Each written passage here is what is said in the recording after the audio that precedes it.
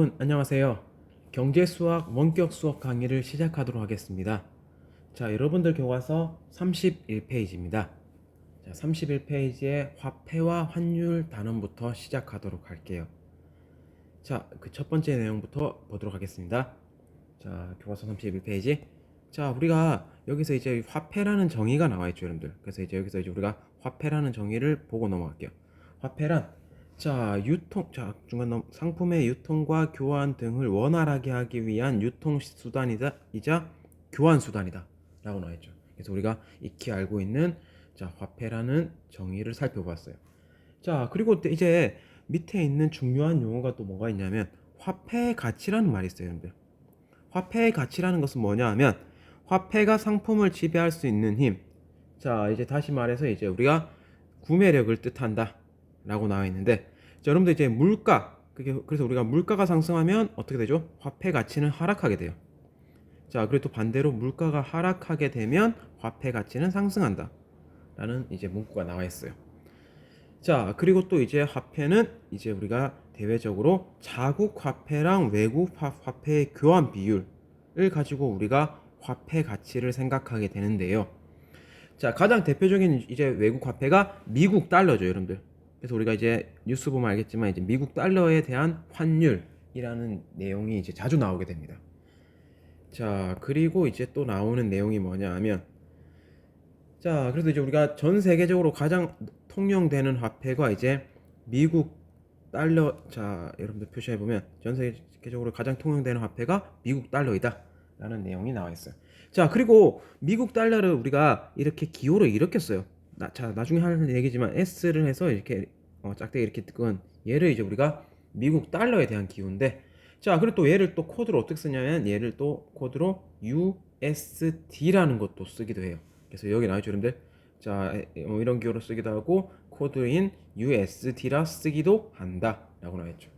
참고로 또 1달러는 100센트이다 라는 내용도 나와 있습니다. 자, 그리고 또 미국 달러와 이제 비슷하게 또 중요한 달러 그 통화 기호가 있는데, 자, 걔가 뭐냐면 유로라는 기호입니다. 자, 표시해 볼까요, 여러분들? 유로.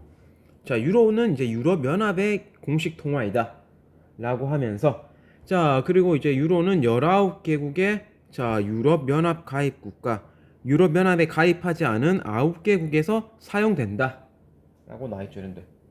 자, 그리고 또 중요한 표현이죠. 실질적인 화폐 가치는 미국 달러를 앞지르고 있다 라는 내용도 나와 있네요. 그래서 여러분들 이제 유로가 우리가 미국 달러를 앞지른다 라는 내용도 이제 살펴볼 수 있겠죠, 여러분들.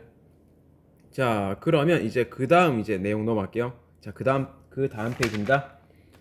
자, 그래서 이제 우리가 이제 그 다음 내용을 계속 살펴볼게요.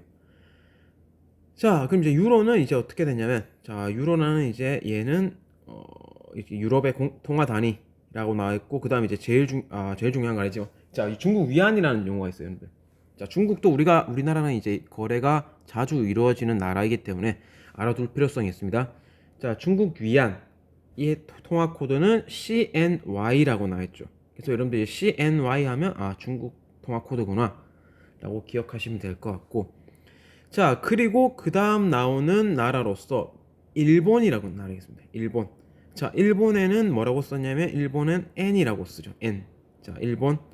자, 그래서 우리가 일본은 N이라고 쓰는데 그 N화를 기호로 이렇게 Y에서 짝대기 2개. 그래서 이제 이렇게 우리가 일본 N화는 이렇게 표현한다는 거. 자, 꼭 기억하도록 합시다. 자, 그다음 이제 우리가 본격적으로 이제 배워야 될 핵심 내용인 환율에 대해서 이제 살펴보도록 합시다. 자, 환율. 자, 환율이 뭐냐면, 자, 살펴볼까요, 같이? 자, 환율이 뭐냐면 자국 화폐와 외국 화폐의 교환 비율. 즉, 외국 화폐와 비교한 자국 화폐의 값어치다 라는 것이 환율이죠, 여러분들. 자, 그래서 이제 우리가 그 밑에 나와 있는 내용을 다시 살펴보면, 자, 그 밑에 나와 있는 내용 다시 한번 볼게요. 자, 이렇게 화폐의 값어치를 의미하는 건데, 자, 환율이 상승하게 되면 어떻게 돼요, 여러분들? 자, 밑에 내용 보면 환율이 상승하게 되면 외환의 수요가 증가하면 환율이 상승하고 원화 가치가 하락한다 라는 내용이 나옵니다. 자, 예를 한번 들어볼게요, 여러분들. 자, 1달러를 우리가 지금 1,100원에 만약에 살 수 있는 가격이었어요.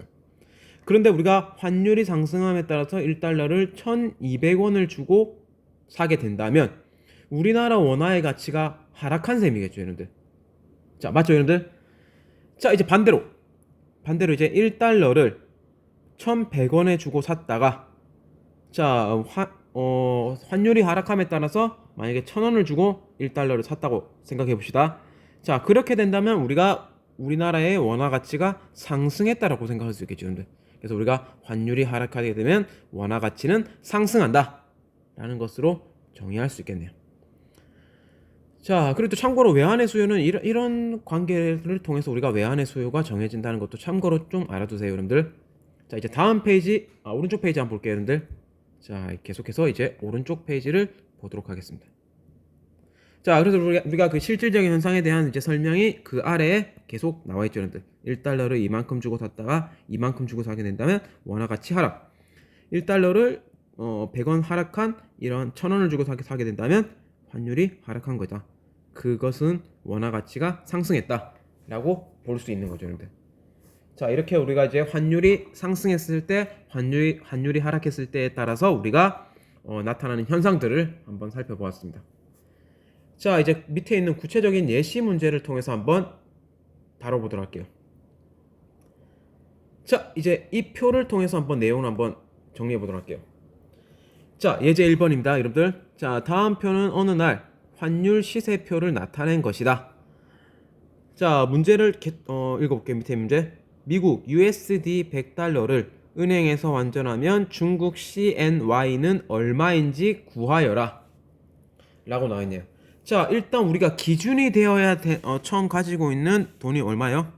자, 오류가 났는데, 자, 지금 이제 처음 가지고 있는 돈이 얼마냐면, 자, 100달러네요. 자, 한번 적어볼까요, 여러분들? 자, 지금 이제 100달러를 가지고 있어요. 자, 100달러를 가지고 있는데, 자, 이러한 100달러를 자, 중국 돈으로 바꾸고 싶어요. 자, 중국 돈으로 바꾸려고 하는데 일단 우리가 한국에서 이제 환전한 거니까 일단 우리가 한국 돈으로 바꿀게요. 자, 미국 적게요. 미국 돈을 한국 돈으로 바꿔야 되는데, 자, 이렇게 했을 때 우리가 미국 돈 100달러를 한국 돈으로 바꿔야겠죠. 그리고 다른 말로 이제 우리가 미국 돈을 팔아야겠죠, 여러분들. 그 팔 때의 가격은 이렇게 주어져요, 여러분들. 자, 그러니까 여기서 우리가 이제 100달러를 팔 때의 가격을 우리가 생각했을 때 1달러당 가격이 1085원.18원이에요. 근데 100달러를 환전하게 되면 어떻게 돼요? 그래서 100을 곱해야겠죠. 그래서 우리가 100 곱하기 1085.18을 계산하게 되는 겁니다. 자, 얘를 이제 100을 곱하게 되면 실제로 어떻게 됩니까, 여러분들? 108518이 되겠네요.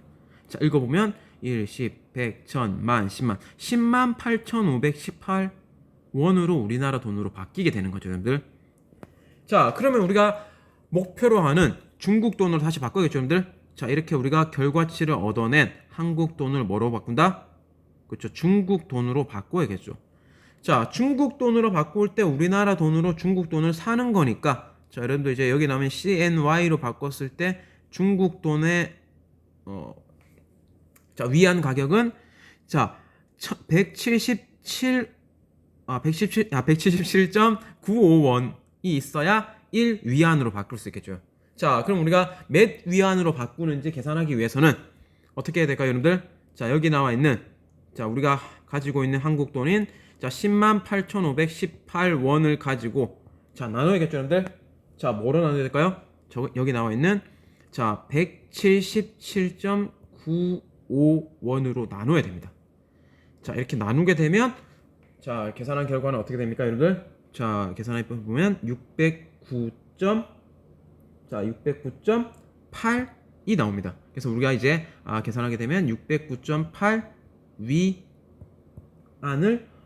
우리가 이렇게 환전할 수 있겠구나라는 사실을 알 수 있겠죠, 여러분들. 자, 그래서 우리가 이제 지금 했던 활동이 미국 돈을 가지고 우리가 한국 돈을 다시 바꿔서, 자, 즉 다시 말하면 미국 돈 100달러를 팔아서 한국 돈으로 바꾼 다음에, 자, 어떻게 했어요, 여러분들? 자, 이 돈을 가지고 중국 돈을 산 거죠. 자, 살 때 이 가격을 가지고 우리가 그 금액을 총 토탈한 금액을 나누어 주면 몇 위안이구나 라는 사실을 609.8 위안이라는 사실을 알게 되었습니다. 자, 이제 계속해서 이제 다음 내용으로 넘어가도록 하겠습니다. 자, 여러분들 다음 페이지입니다. 자, 다음 페이지 예제 2번을 같이 한번 살펴보도록 할게요. 자, 다음 내용. 다음 표는 이제 미국 달러, 일본엔, 유럽연합의 이제 환율 시세표로 나타낸 것이다.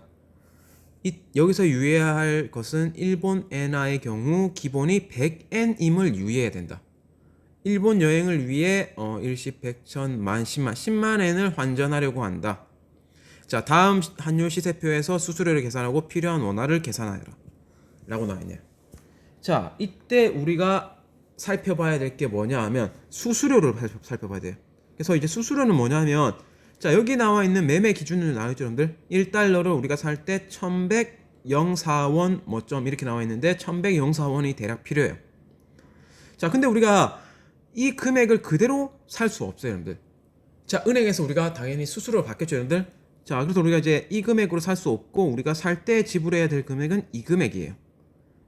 자, 그래서 우리가 이제 그 은행에서 수수료는, 자, 살 때 금액에서 매매 기준율을 빼면 우리가 은행에서 받는 수수료를 계산할 수 있어요, 여러분들. 자, 그래서 이제 우리가 지금 계산해야 될 게 뭐냐 하면, 자, 지금 우리가 다룰 것은 일본 엔화를 기준으로 하기 때문에 일본 엔화에 대한 수수료를 한번 계산해 보도록 할게요, 여러분들. 자, 일본 엔화에 대한 수수료를 계산하기 위해서, 자, 살 때 금액이 얼마예요, 여러분들?